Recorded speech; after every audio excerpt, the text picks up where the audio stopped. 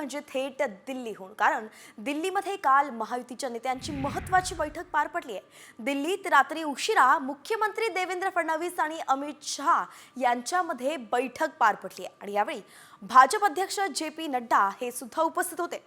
तिघांमध्ये पावणे 2 तास चर्चा झाल्याची माहिती आहे आणि या बैठकीमध्ये खाते वाटप आणि मंत्र्यांच्या नावावरती चर्चा झाल्याची माहिती सूत्रांनी दिली आहे।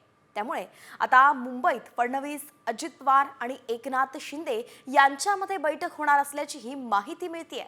एकंदरीतच दिल्लीत पक्षश्रेष्ठींशी मुख्यमंत्री देवेंद्र फडणवीस यांनी काल चर्चा केली। अमित शहा, जे.पी. नड्डा यांच्याशी चर्चा झाली।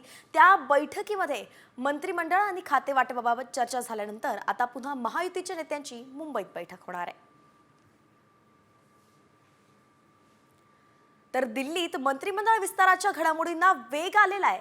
अजित पवार, प्रफुल्ल पटेल, सुनील तटकरेंमध्ये सुद्धा बैठक पार पडली आहे आणि या बैठकीत महत्त्वाची खाती मिळवण्याबाबत चर्चा झाल्याची माहिती आहे। राष्ट्रवादी काँग्रेस अर्थ खात्यावरती ठाम असल्याची ही माहिती आहे। एकंदरीतच आपल्याला माहिती आहे की अजित पवार जे आहेत त्यांच्याकडे गेल्या मंत्रिमंडळाच्या वेळेस सुद्धा अर्थ खातं होतं आणि त्या खात्यासाठी आताही ते आग्रही असल्याचं कळतंय। भाजप मात्र अर्थ खातं देण्यावरून जरा कानाडोळा करताना दिसतंय। मात्र राष्ट्रवादी काँग्रेस अर्थ खात्यासाठी चांगली बार्गेनिंग करणार असल्याचंच आता कळतंय।